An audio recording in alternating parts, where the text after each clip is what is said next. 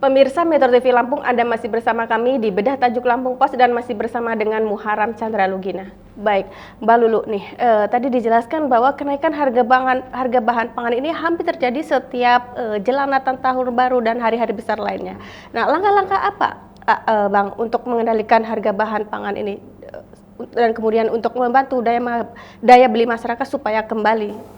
Ya, untuk ini pemerintah sendiri sudah menggulirkan beberapa program ya untuk membantu kesulitan masyarakat di tengah kenaikan harga-harga bahan kebutuhan pokok ya.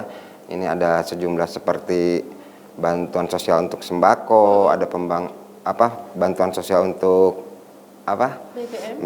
BBM sama ini ya. BPNP ya. BPNT ya, yang bantuan pangan non tunai, sehingga ini menjadi sebuah pilihan pemerintah ya untuk bisa kembali membantu masyarakat dan untuk sekaligus menggairahkan perekonomian ya yang sempat ini melemah juga. Di samping itu juga untuk membangkitkan kembali daya beli masyarakat sehingga roda perekonomian tetap terjaga sehingga masyarakat juga bisa setidaknya bisa memenuhi kebutuhan hidupnya ya, untuk kebutuhan hidup sehari-hari. Dan ini juga di Lampung juga pemerintah juga udah menyalurkan ya dari dana transfer umum ya dari pemerintah pusat itu yang 2% ini ke sejumlah di 15 kabupaten. Berdasarkan catatan Dinas Sosial sendiri sudah mencapai sekitar 99% ya penyalurannya. Dan untuk masing-masing kabupaten juga pencapaiannya sudah cukup tinggi, antara 98 sampai 99% ya, sehingga itu juga sudah cukup bisa cukuplah membantu masyarakat ya, karena pencapaian pendistribusiannya juga sudah cukup lumayan besar ya, sehingga tinggal beberapa 1-2% mungkin bisa ini ya sampai akhir tahun sekarang atau sebelum pergantian tahun bisa tercapai apa yang menjadi target ya penyalurannya sendiri.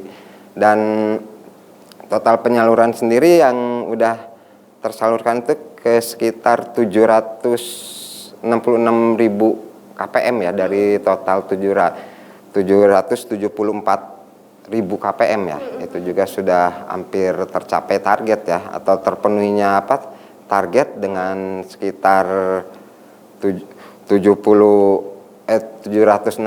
ke 774 ya, sekitar 8 ribuan orang lagi ya KPM ya yang belum menerima bantuan sosial ya. Dan semua harapannya sampai akhir tahun ini udah tercapai semua ya, terdistribusikan karena masyarakat juga emang sangat membutuhkan ya bantuan ya, sehingga daya beli juga terus bisa terjaga ya, terus adanya mencegah terjadinya inflasi ya yang emang sangat cukup ditakutkan ya terjadi ya, cukup sehingga emang pemerintah juga harus bergerak cepat ya untuk memberikan pendistribusiannya itu ya, sehingga perekonomian juga tetap ya mungkin bisa stabil lah ya, dengan ini daya beli masyarakat yang bisa stabil ya, sehingga masyarakat juga ya, tidak hanya masyarakat ya, pedagang juga nanti harga-harga juga bisa kembali normal seperti sedia kala, jadi mereka juga bisa bisnis mereka juga bisa kembali lancar ya seperti sebelum adanya kenaikan yang emang secara ini cukup mencekik juga ya bagi masyarakat ya, khususnya masyarakat kalangan menengah ke bawah ya, yang sangat begitu merasakan dengan adanya kenaikan harga yang tidak hanya satu ini ya item komoditas ya, tapi hampir semua kebutuhan ya yang pokok lagi ya, itu yang menjadi masalah, sehingga emang perlu sebuah penanganan cepat ya, sehingga masyarakat juga tidak kian terpuruk ya dengan kondisi yang ada sekarang ini.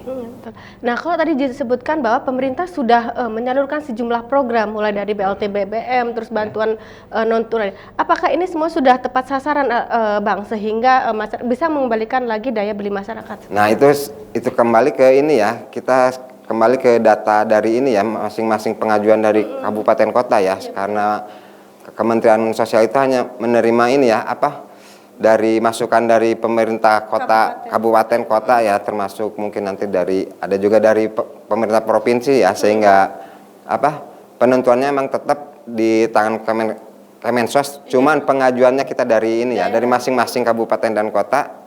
Dan kita juga emang berharap adanya pembaruan ini ya, validasi dan verifikasi data-data penerima ya, sehingga nanti dapat tepat sasaran. Jangan sampai nanti justru yang nggak mendapat yang harusnya tidak mendapatkan bantuan sosial, sementara yang emang seharusnya dapat tidak, sehingga ini nanti kita takutkan ini ya terjadinya kecemburuan sosial ya, sehingga malah membuat kecemburuan sosial, sehingga terjadi permasalahan sendiri di masyarakat itu sendiri ya. Nah, itu yang cukup kita khawatirkan, sehingga dibutuhkan ini ya koordinasi yang ini ya antara pemerintah pusat, pemerintah daerah ya dalam validasi dan verifikasi khusus penerima ini bantuan sosial ini ya. Sehingga diharapkan kita benar-benar bahwa bansos ini tepat sasaran, tepat ini waktunya juga ya. Oke, baik Alulu, kita jeda sejenak.